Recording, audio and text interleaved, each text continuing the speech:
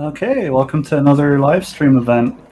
Yeah, join us in on your no doubt very busy Friday. I'm sure you're all looking forward to the weekend as well. Yeah, so today we're going to just do probably 30 minutes to 40 minutes. If it overlaps to an hour, then great. But if not, then yeah, we're just going to go through some of the student work that I've seen on the Rookies channel. So to start, we got a kind of Russian military crate. Looks pretty cool. I think overall, this is rookie stuff, so like the quality is really there, and it's looking really solid. I think one of the things that stand out is just the kind of the wood grain. I think like it's important to. Sorry guys, just one sec. It's important to always make sure that the wood grain kind of follows the right direction. As you can see in some of this, like this section here, it's kind of like bubbly and it's sort of going upwards, which if you were to like cut this piece of wood out, you wouldn't be cutting it vertically, it would be horizontally. So therefore you'd have the grain running this direction here instead. Probably the same down here as well, kind of just shoot for this, straighten it out. I think right now it looks, because it's bowing slightly, it has kind of a stylized touch to it. And yeah, so Alwyn has just joined us on this live stream as well. Okay. So yeah, the bowing on the grain, I'd probably straighten that out if this was like more of a realistic asset, and probably shoot for the same being down here as well. I mean, these are clearly two different parts, so definitely critique number one is just the wood grain and kind of making sure that if it's a realistic asset that it's like following straight and there's no bowing or bending on it. And like the same for this section here as well, that kind of just straighten that out nicely as well. So the rust is really nice, but it kind of reads very orange, and I don't think typically rust is a lot darker in color. It wouldn't be as saturated, and there's usually elements of kind of like a yellow tinge to rust, mixed with the orange. So if it was me, I'd probably bring these values down, just make it a little darker, and just increase like the darkness, the contrast, and then go over and just add some slight yellow tint to it. I mean, you can focus a lot of stuff around kind of even like the edges. So on like Substance Painter, you could run like a edge word generator and just kind of apply it in that manner. I think really cool that you have like the little dirt around the bolts and screws on it. Kind of marries everything together and makes it look solid. For me, if I was to go in, I'd probably add more dirt just around the parts that connect with the main crate. Otherwise, I always feel like if you don't do that, it kind of looks like it's floating. So if you do that, it just kind of helps to kind of solidify things more. And then for this section here, I'd probably do the same. This part here, this part here. I mean, you've really good kind of dirt here, but it almost sort of looks like just general aging of the wood as well, which is really nice. But with how kind of wide this spreads out, it feels more like dirt. So I'd probably pull this in a bit further, and if you were going to do the aging on the wood, kind of just do it in like the middle sections where it's going to have contact with any other objects or just surface it's on. I think like another cool thing is because like this asset is going to be placed, and under here you have the support planks. I'd probably add some dirt and stuff just around here to kind of just, so when you place it on the ground, it just kind of marries nicely with it. And of course, as I said up here and here, I'll probably fix out the wood grain. Just looks a little bit off. And yeah, otherwise it's definitely on the right track. Like it's definitely looking super solid. I'd probably go in and just desaturate and add a slight hue change to some of the wood color and the green. So like you kind of have it going on here where you have like this kind of nice sort of, you have like the coated paint and then like the chip paint, you have like all the wood under it, and then kind of just like general aging. But I'd probably go for even further to sort of just kind of adding discoloration to the actual green paint itself in areas, and just make it really pop. And I think what's really nice here that you have some roughness value on the top. I think when the light hits it, it's going to look really cool. Although I think like, you know, you have to think as well that wood is usually, unless it's like damp, the roughness value will be a lot higher. So I suppose it depends on the context of how you want to use this and utilize this in, for example, your environment or scene. I'd probably dampen this down or like increase the roughness by 50% and just sort of kind of hit those like subtle roughness changes with all like the dirt values instead. So it doesn't look like it's like super wet, if that makes sense. And yeah, like I think otherwise it's on the right track to looking pretty solid. I mean, it's definitely almost there. I'd say honestly with those little feedback notes, this will be a solid portfolio piece. Yeah, looks awesome. Great work. So I just want to have a look at the wireframe as well. So the wireframe is looking pretty solid. I like that you have some geometry splits. So you've not baked all this down to just one like single geometry mesh. You have some splits, kind of give it just, you know, just silhouette change. I would probably go in and either chamfer these edges in your high poly and get that into your bake, so like your edges look a lot more, you know, rounder. I mean, you've done a really good job of kind of representing it, but then with like the grain here, it kind of gives you that hard edge. Or the alternative is, depending on kind of the trice count and what this is going to be used for, you could go in and just chamfer some of these edges as well. Of course, depending on how far it is from the player's point of view. So next one I have here is a gun. It looks really cool. I think it's a good starting point. You know, like the geometry looks really nice. You have a lot of nice round edges. There's no visible faceting or jagged edges going on, which is really good. I think especially when you're making a weapon and so close to the player's camera and point of view, it's always important to kind of have that detail. I think like, you know, like the metal detail on top is really nice, and you have all these like slight roughness speckles, which is really cool.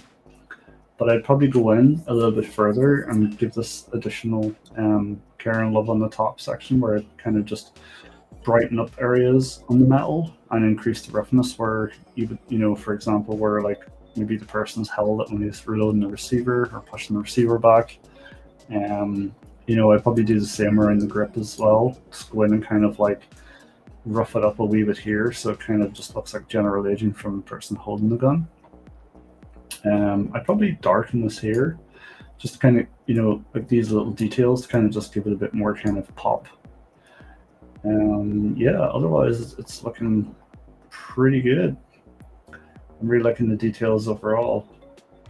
I'd probably add more kind of edge work just to like general parts of it as well, you know, just like the kind of part you aim through. Sorry, can't think of the name. Yeah, otherwise it's looking solid. It's definitely like, I mean, the person definitely shows their modeling skills in this, and you can see that there's a lot of normal information in it, which their bakes definitely look really, really good. For me, what I probably would do if I was working on this, I'd probably take a lot of like these smaller elements and kind of just increase the edge of them in the high poly, so when you get it baked, they're a little bit more round and they're not as sharp. Because as I know, in the real world, things typically are very sharp, but when it comes to games, sometimes it's better to have things just a little bit more inflated on the edges and curved. Because A, it just looks a lot nicer, and B, it means from a distance you don't get aliasing on that object, and C, it just reads much better in your normal optics. So, and yeah, again here I'd probably just inflate these slightly a wee bit and just kind of make them pop a bit more because they feel just a little too flat. And then same with this part here. Same with this part here. I mean, the thing is, you always have to remember, depending on what resolution you're using and depending on what size of UVs these are, a lot of these objects will, if they're very small, and you do your normal map bake, sometimes what will happen is it won't be casted correctly in the normal map. So I always advise to people that if you're doing that, to just make sure that you try and scale some of these elements up.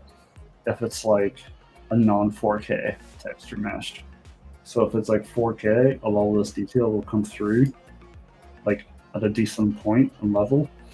But any less, I'd probably try and push some of this stuff. Like for example, these wee guys here, it would either inflate them a little bit more or half them and inflate them out.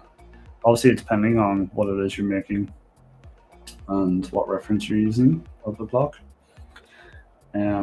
Yeah, just something to definitely keep in mind. And then same here as well, would probably just round these edges out a bit more so you get a nice normal map pick.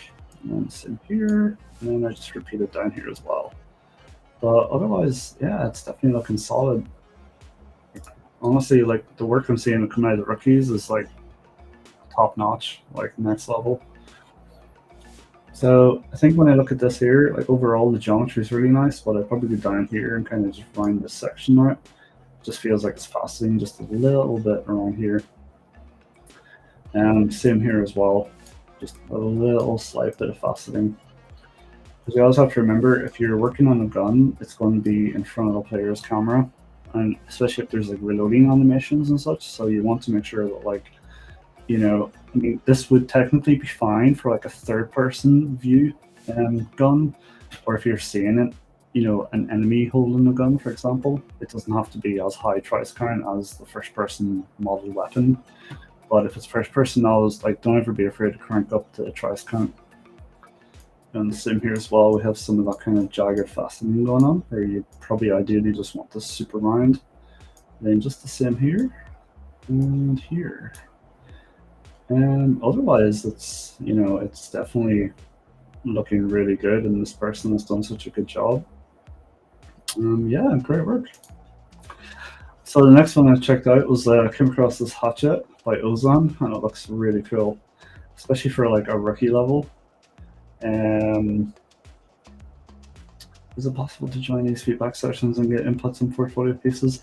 Yes, if you go to the Discord channel, Blaz, and you go to the game development channel in it, like the thread, and if you just post your portfolio link there, or any particular pieces from your portfolio that you want reviewed, I can grab them and set them up in Monday's live stream. We can definitely go over that. As I always advise to people, if you ever need me to look at anything, just go to the rookies again, just go to game development and just post it on that. And I'll see it and I'll grab it. So yeah, so Ozan, really, really awesome tomahawk. Looks really cool. A couple of things stand out to me.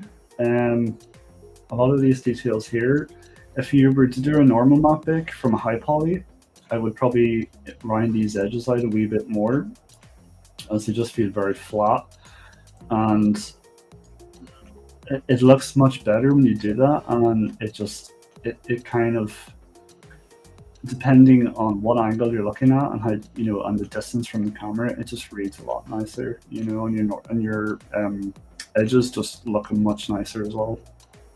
But really, really good start. Like, this is definitely looking awesome. I like that you have this nice subtle edge work. I think that's really cool. What I probably would do if I was working on this is sort of maybe increase it just slightly, and then maybe just, you know, have some slight coloration to this area. You know, the same probably with the surface of the tomahawk. I would try and kind of just have as much difference in the value where I possibly can. Because you have to remember, when you're making an asset, the textures are the most expensive part of it. So the more that you can do with your texture fidelity, the better. I always say to people, you can fix textures, but you can't fix, you can fix a bad mesh, but you can't always fix textures, which means you could have a simple mesh, and if you do a really good texture job on it, it'll look awesome. Yeah, and even like the signage, I love how you've added that, and you have all the slight wear and tear around it. I mean, I'm assuming it was just a substance stamp, and then you just went in and kind of just done a pass on it, just erasing parts of it. It looks really cool.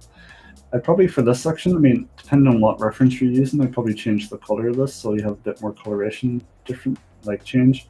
So I'd keep this top section the metal color it is. You know, maybe you can match this part here with the color of this, you know, just kind of give it more change.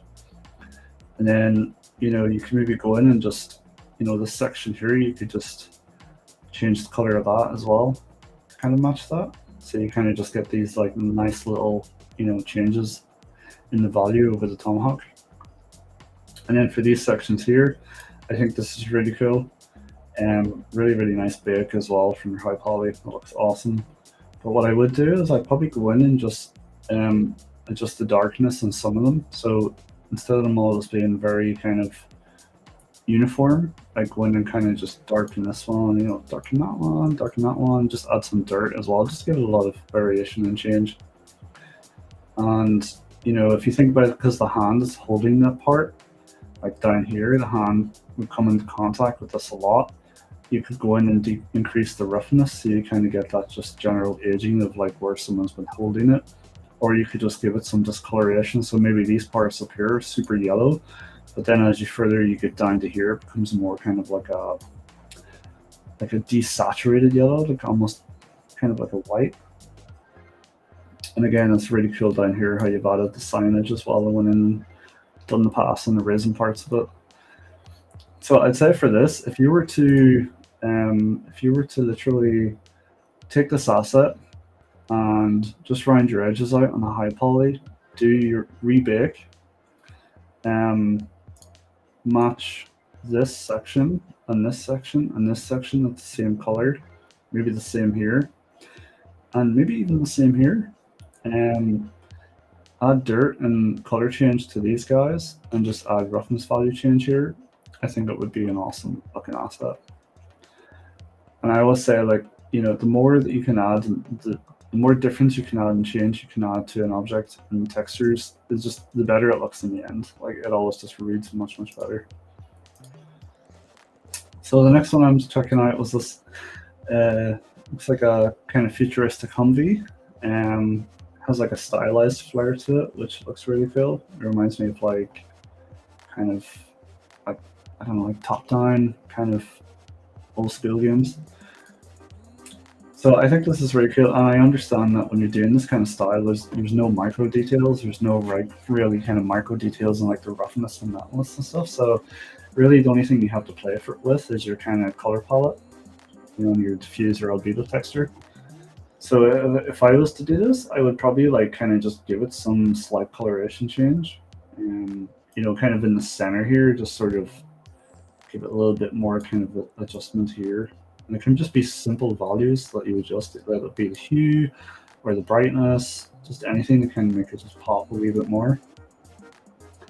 Maybe you could go in and just add a subtle dark gradient or just a dark color along these edges where it'll just make like these guys pop much more, you know, and then just basically do the same here as well, just around here.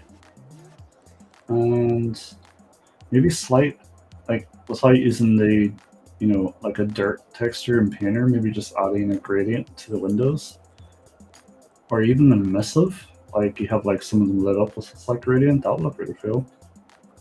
You know, maybe some of these guys, like this guy here and this guy here, you can see that they're lit.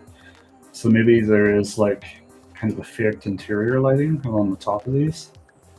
Maybe in your like the portfolio render scene you're using, maybe just add some like lights in front of these guys so it just kind of lights up things a wee bit more. Like for example, you can kind of see you have it going here, which looks very cool. Yeah, the wheels look really cool as well. Like honestly, it reminds me of like PlayStation 1 stuff, which is super nostalgic. So honestly, really, really cool. I can see here that these, like, I wonder, like when I look at these, I wonder, like, did you go in and just kind of like mirror the UVs here because it's very symmetrical? If not, that's, you know, you could probably get away with, like, because this mesh is very symmetrical and all the details, you could literally just half the mesh, UV it, and then just symmetrically mirror it over, and then you're basically like not taking up as much UV space.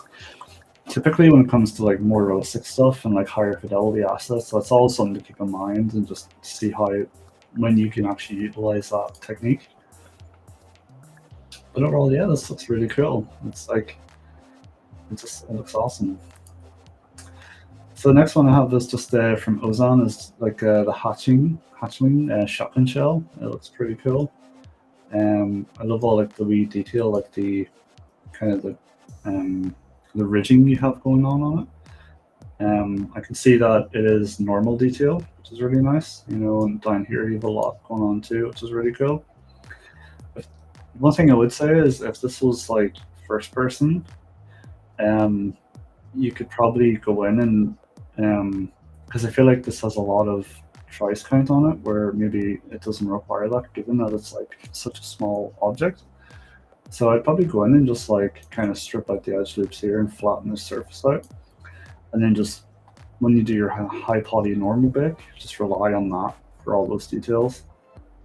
You know, same as the ridging as well. If that's geometry, just let your normal map do the heavy lifting for that. And for again for any of the curvature you have down here, here, and here, you could definitely do it. You could definitely get away with it. But overall, the details look really, really cool. I really like the kind of dark smudging you have on the top section and kind of the interior, especially like the logo and signage you have on it. It looks really cool. One thing I probably would do if I was working on this is I'd probably go into this part and I'd probably just like add more change here, because you have a lot of awesome detail here, and then when you get to here, it's just very dull, So I'd probably kind of translate this over and just add more edge wear, maybe add roughness value change where it's like more shiny here, and you still have that roughness kind of rough edge on here, here. Maybe the color changes. Maybe it's not as dark. Maybe it's a bit brighter, a bit glossier. I think that would look cool. But yeah, otherwise it's on the right track. It looks awesome. And then just another one I came across here from Lausanne. There's a nice, really cool light asset, like fluorescent lighting. Kind of feels sci-fi in some ways, which is really cool. I really like the shapes. It just feels really robust. If I always say to people, if you're ever working on lighting, the issue is if you apply an emissive texture, you're going to get like this kind of just like static white, where it's just completely white and there's like no change. And the further that you increase that emissive texture intensity, you start to lose a lot of these little micro dirt details and stuff that you can kind of see on it. So what I would do if I was working on this, I'd probably drop that by like 20%, and then I'd go in and just kind of add a subtle gradient on your emissive texture. So where you have it as complete white, just add a slight gradient change around it.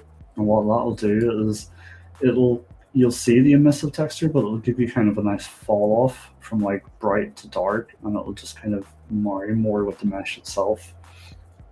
Plus, if you reduce the emissive, you can still get all these details in there. Or alternatively, what you can do is if you have an emissive texture, you can basically copy those details on top of your emissive and just decrease the opacity, so they're still coming through. But I would be careful on that, because the issue with that is if you have like this here where you're getting some of this kind of bloom effect, it's going to look just like you have artifacts or such in the emissive texture. So it's really just trial and error. Yeah, otherwise this looks really nice. I like the kind of rust and dirt and stuff you have going on up here. Again, I like that this is a lot darker. It makes more sense looking at this versus the other one I thought where it's brighter. But I'd say for this, don't be afraid to go in and just add some variation to the rust, maybe little sections of yellow and such. I like that you have the roughness value difference in the center point and some dirt. It looks really cool, and you can see a lot of that up here as well. I guess the one thing that it's a very nitpicky feedback note, but it's worth noting, especially for future assets. If you have an asset where maybe this is going to repeat 4 or 5 times in a room, if you have any kind of change, for example, this section here where you can see like it goes from kind of an almost clean white to just very sharp contrasted dirt, them side by side, the player and anyone who's really looking at it will be able to see that there's a continuous change. which the repetition will look very obvious. So when you make stuff like this, it's always important to do it in such a way where you don't have to worry about that stuff, you know, and you can place like 100 of these, and no one can tell like, oh, this is the exact same asset. Yeah, just a little thing to keep a note, and maybe just some coloration change to the paint itself. You know, maybe there is, or maybe just general wear and tear where you have maybe parts that contact with the top and just shows the metal from the aging paint. Maybe the fluorescent light has started to kind of just age. So the plastic or glass, if it's plastic, it has kind of just like a natural kind of yellow tinge to it. I always think like if you're doing a light, if you use kind of a plastic, it allows you to input a lot more detail and color variation to it than if you were using, you know, glass, because glass is just, it's very limiting. Yeah, otherwise it looks really cool. I really like it. Maybe you could, you know, if you wanted to like add more variation to this, maybe you could like pick a section of this and be like, okay, so this top part is like a painted color, or maybe this top bracket is like the part that's mounted to the ceiling, and then this part here can be a completely different color in itself. So it just gives you more kind of variation. Because as I said before, textures are the most expensive things. So the more that you can get out of your textures, honestly, the better. And I mean, you could have this section here as like a red or a blue or an orange, and then you could, if you were using Unreal, you could create a mask texture where this section here is masked out, and then you can set that up and basically just material instance color change, you know, for just further variation. I think this is really cool as well. So we can see that this is another, looks like another, yeah, completely different light, which is cool. So the first thing that stands out to me on this is I feel like this edge is very sharp. And I feel like if you keep your edges sharp, the lower fidelity a mesh feels. So what I always recommend is either chamfering this on the low poly if you can afford it, and also chamfering it on your high poly and getting a really nice curvature in. And then when you do your bake, you have like rounder edges, so it's not like super sharp. You know, I'd probably do the same up here. Just kind of follow it through down here. You've done a pretty good job here where it's just it's a little bit more round in here. So I try and kind of just follow that through the rest of the asset. And then same top here, like it feels very sharp, so I'd probably round it out. You can see that these grooves are very, very small. So I'd probably go in considering that, I mean, depending how far this asset is from player point of view, I'd probably go in and just double, like maybe half these and just kind of inflate them and push them up a bit. So when you get it baked, they just read a lot nicer. Because if you think about it from a distance, this will start to get very noisy on screen. And I can see that there's a lot of micro detail, which is really cool in the paint. It looks really nice and just general aging. So you're definitely on the right track with your assets. I just feel like with a lot of these little feedback notes implemented, they'll be basically to the next level. Like this is very close to a quality prop that would be made for a game. And especially at rookie level, that's super impressive. And I'd probably do the same here for this part. I'd probably just like, you know, you can see that, I don't know what texture resolution this is at, but you can see that a lot of this detail, given the size of the asset to camera view, is very, it's low resolution. So what I would do is if this is like a 1K render, then fair enough. But if it's 4K, I would just make sure that your dirt and stuff isn't as low res. If that means like breaking it up just a bit further, so you don't have that kind of like this continuous thing where you can see all that detail. Or if you're in Substance Painter, you can always add a sharpen filter and just kind of go over this to sharpen up a wee bit. Text looks cool. I'd probably go in and just add some just like general wear and tear to the logo and the font, just, you know, general kind of aging. Yeah, and just around here, just, you know, making sure that you maintain just some of the dirt and stuff and marry sections of the mesh together. I'd probably increase the size of these or change the color so they kind of pop out a bit more. You know, maybe you could go in and just add geometry on top of it, so it kind of like it's just extra fidelity, especially considering that like with games these days, like never be shy on your tries count. Always use it wisely, but if it means you getting higher fidelity on a mesh, it's always worth your time doing it. Because I know that a lot of like you know last gen consoles and stuff, a lot of it would be like less power, so therefore geometry has to be cheaper. Your text resolutions have to be all smaller. But with especially the likes of PS5 and Xbox Series X, you can really crank that fidelity up. And with the likes of Unreal Engine 5 and its Nanite system, I mean, I'm super excited to see what comes next. And I know that games coming out in the future are going to be just super high fidelity. And that's great for us game artists because it means basically that we may not have to worry about doing bakes and even potentially UV mapping when everything will be triplanar and we'll just basically be texturing our high polys, which I think every artist's dream, but we'll see. Yeah, that kind of concludes it for today's stream. We hit the 30-minute mark on this one. And I'm going to try and start doing 3 streams a week instead of 2. So Monday we will do a rookies, and then we'll kind of up that per stream in the week. If you guys do have any, portfolio art or ArtStation art that you want me to check out, like please don't hesitate to push it to the game development channel on the rookies Discord, and I'll compile, as I have here, just a list of stuff to go through, and we can sit down and just work through it and start, hopefully give you guys the right direction and feedback to really push this stuff to like AAA quality. But overall, as always, I'm super impressed with what I'm seeing, and everything looks really great. And your passion and motivation and just love for creating 3D art really shines through in this stuff. So great work. All right, guys. Well, have a wonderful weekend.